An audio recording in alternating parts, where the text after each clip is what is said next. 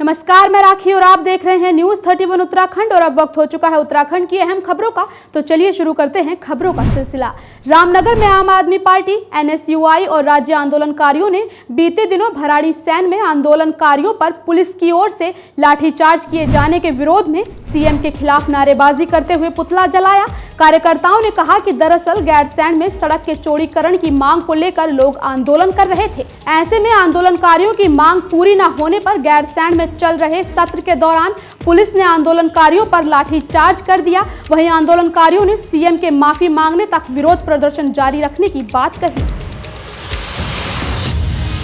देखिए, देवभूमि में शर्मसार करने वाली घटना पहली बार भराड़ीसैंण में त्रिवेंद्र सरकार द्वारा की गई, जब वहाँ पर माताएं बहनें गरीब आदमी 87 दिन से सड़क की मांग कर रहा है नंदप्रयाग घाट पर। लेकिन इन्होंने मांग के लिए न तो कोई प्रतिनिधि भेजा, बल्कि अपना सत्र चलाने के लिए कानून का खिलवाड़ करते हुए दल बल सहित पुलिस वालों को आगे करके कल मां बहनों पर लाठी चार्ज किया, जिसकी आम आदमी पार्टी घोर निंदा करती है। बागेश्वर जिले के भ्रमण पर पहुंचे राज्य स्तरीय 20 सूत्रीय कार्यक्रम के उपाध्यक्ष शेर सिंह गढ़िया ने विकास भवन सभागार में टास्क फोर्स के बारे में जिले के जिलाधिकारियों के साथ बैठक और विकास कार्यों की समीक्षा की। इस दौरान गढ़िया ने कहा कि विकास योजनाओं का लाभ समाज के प्रत्येक व्यक्ति तक पहुंचाना ही उनका लक्ष्य है। साथ ही उन्होंने सरकार की ओर से चलाई जा रही योजनाओं पर काम करने के निर्देश दिए हैं। वहीं इस बैठक में उपाध्यक्ष की ओर से 25 गांव का भ्रमण कर अधिकारियों को विकास योजनाओं में ठीक ढंग से काम कर आम जनता को इसका लाभ देने की बात कही। नहीं, हमारा एक 2011 के अंदर हमने एक ऐसे जो हमारी जो आर्थिक सर्वेक्षण का जो डाटा था उसको पेश किया था। हमने उसका कुछ टारगेट्स जो थे उसमें फिक्स थे। अभी लगभग 153 के ऊपर में सर्वेक्षण हुआ था। तो तब से लेकर के अब तक जो 10-11 वर्षों का अंतराल है, नेक्स्ट में इसकी सर्वे का काम स्टार्ट हो रहा है। लेकिन हमने ये देखा कि इस बीच के मध्यांतर में हमारा कौन सा ऐसा व्यक्ति है जिसको हम गरीबी जो बिलो पॉवर्टी लाइन के नीचे था, ऐसे व्यक्ति को हमने आर्थिक संरक्षण दिया और उसको सामर्थ्यवान बनाया। एक तो ये था। दूसरा, हम कुछ गोल्स हमारे जो थे, जो हमारे ग्राम पंचायत के अंदर कुछ सारी चीज़ों को हम सॉर्ट आउट कर सकते थे। जैसे हमने मकान का, पानी का, बिजली का, आज भी लगभग बहुत सारी योजनाएं सरकार की लगातार जो है जनता के लिए कल्याणकारी योजनाओं को एकदम से जो है लगातार मॉनिटरिंग करके उन तक पहुंचाने का पूर्ण कार्य किया जा रहा है। पिथौरागढ़ के कनाली छीना क्षेत्र में काफी दिनों से आतंक मचा रहे आदमखोर गुलदार को मारकर ढेर कर दिया गया है। आपको बता दें कि मुरादाबाद से आए शिकारी राजीव सोलोमन ने आदमखोर गुलदार को मार गिराया। इस दौरान वन विभाग ने बताया कि बीते एक पखवाड़े में गुलदार इलाके में 2 महिलाओं को अपना निवाला बना चुका है। वहीं इस दौरान विभाग ने गुलदार की उम्र 12 साल के करीब होने की बात कही। शाम को सूचना मिली ऊनापानी गांव से कि ये गुलदार यहाँ पे दिखाई दे रहा है, और क्योंकि हम पे इतना समय नहीं था कि हम उसके लिए मचान बना सके, तो हम लोग ओपन फील्ड में, जैसे खेत होते हैं स्टेप्स वाले, उसमें एक जगह पे आड़ लेके बैठ गए हम लोग। ये शाम को 7-7:15 बजे के करीब ये हमें आता हुआ दिखा। गाँव की लाइट्स ऊपर जल रही थी, तो उस लाइट्स का थोड़ा शेड नीचे आ रहा था, तो हमें उसमें आता हुआ दिखा। तो हमने मोर्चा लेके इसे वहीं पे इसे ढेर कर दिया। सर, वजह क्या रही होगी, क्यों ये लगातार हमला कर रहा है सर इंसानों पर? वजह ये रही, जो इसके नाखून और दांत देखे गए, नाखून बहुत ज़्यादा इसके घिसे हुए पाए गए थे और दांत भी इसके बहुत घिसे हुए थे। इस कंडीशन में आके फिर ये आदमखोर हो ही जाता है, क्योंकि जानवर के पीछे इतना भागता दौड़ता नहीं है।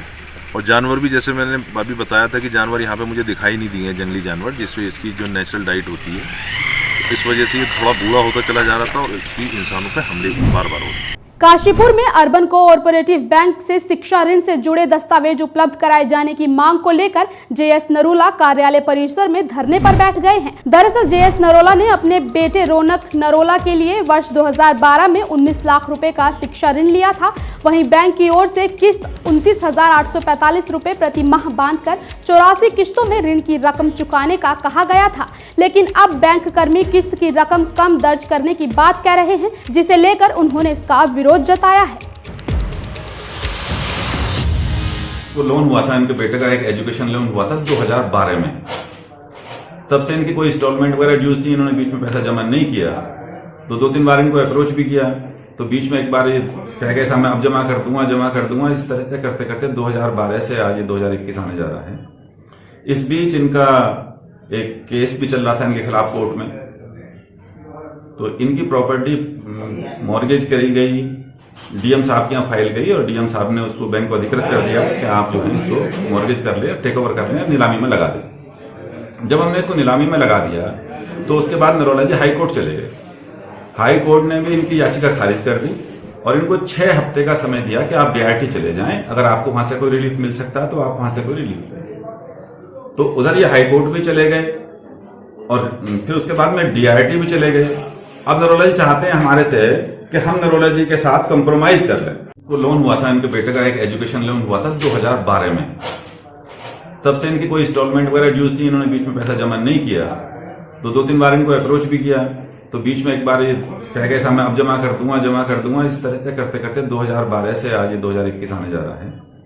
इस बीच इनका एक केस भी चल रहा था इनके खिलाफ कोर्ट में, तो इनकी प्रॉपर्टी मॉर्गेज करी गई, डीएम साहब के यहाँ फाइल गई और डीएम साहब ने उसको बैंक को अधिकृत कर दिया कि आप जो है इसको मॉर्गेज कर ले, टेक ओवर कर ले, नीलामी में लगा दें।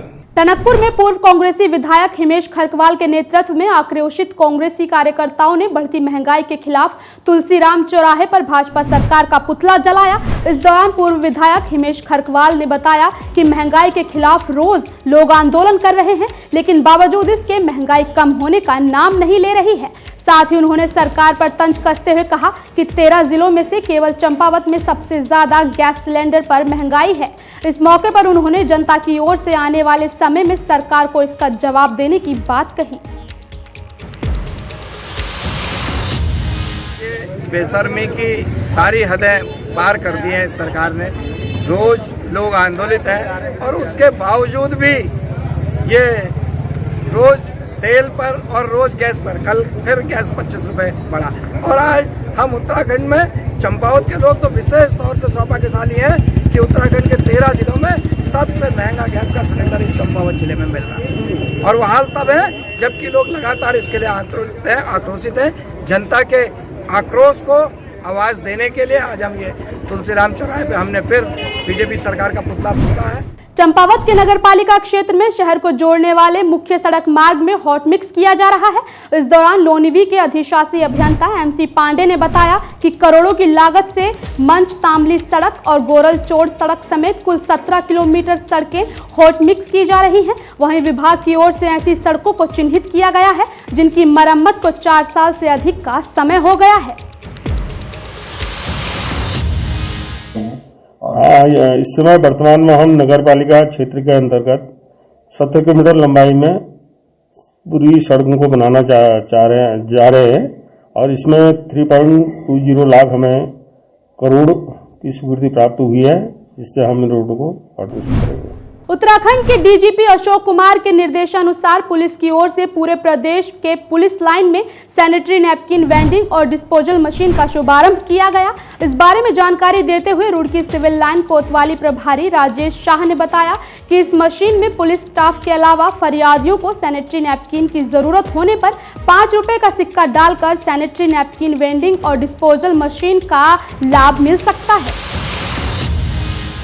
ये अभी पूरे प्रदेश में डीजीपी महोदय के आदेशानुसार महिलाओं की सुविधा के लिए sanitary napkin vending and disposal machine लगाई गई है और इस मशीन में 5 रुपये का कॉइन डालने पर सैनिटरी नैपकिन महिला कर्मियों को उपलब्ध रहेगी और उनको किसी प्रकार की असुविधा का सामना नहीं करना पड़ेगा। थाना परिसर में बने हुए सुलभ शौचालय में इसे लगाया गया है ताकि अन्य कोई अगर और भी चाहे स्टाफ के अलावा तो उसका सदुपयोग कर सके।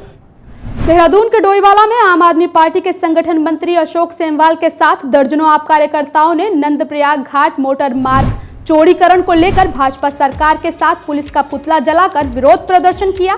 इस दौरान उन्होंने कहा कि राजनीतिक दलों ने भी लाठीचार्ज की निंदा करते हुए दोषियों को सजा देने की मांग की है। वहीं इस मौके पर आप नेता अशोक सेमवाल ने मांग पूरी न होने पर सड़क पर उतरकर आंदोलन करने की बात कही। सरकार का पुतला इसलिए फूंका है कि एक जो है जन आंदोलन चल रहा था कई दिनों से, आपको भी पता है, मीडिया को पता है, और ये जन आंदोलन जो है इसको जो है इस तरह से लाठीचार्ज जो कर दिया गया है जो कि एक निंदनीय घटना है उत्तराखंड के अंदर कि ये शांति से आंदोलन कर रहे लोग और वो सिर्फ मिलने के लिए जा रहे थे, क्योंकि 2 बार 2 मुख्यमंत्री जो है वादा कर चुके थे कि जो है उत्तराखंड में जो है ये सड़क बननी चाहिए, तो इसका चौड़ीकरण होना चाहिए। उसको बहुत साल हो गए थे और वो करने के लिए सरकार को वो करने के लिए चिताने के लिए एक शांतिपूर्ण ढंग से जा रहे थे और उस तरह जो है उसको जो है उकसाया गया और इस तरह से जो काम कराया गया, उस पर लाठीचार्ज जो किया गया, उसमें हमारी बहुत सारी महिलाएं भी हैं और महिलाओं का ये अपमान जो है कोई भी नहीं सहेगा। उत्तराखंड के अंदर तो बिल्कुल भी नहीं सहेगा, क्योंकि उत्तराखंड तो मातृभूमि का बहुत बड़ा योगदान रहा। और इसी के साथ उत्तराखंड स्पेशल में आज के लिए बस इतना ही। आप देखते रहिए News 31 उत्तराखंड। नमस्कार।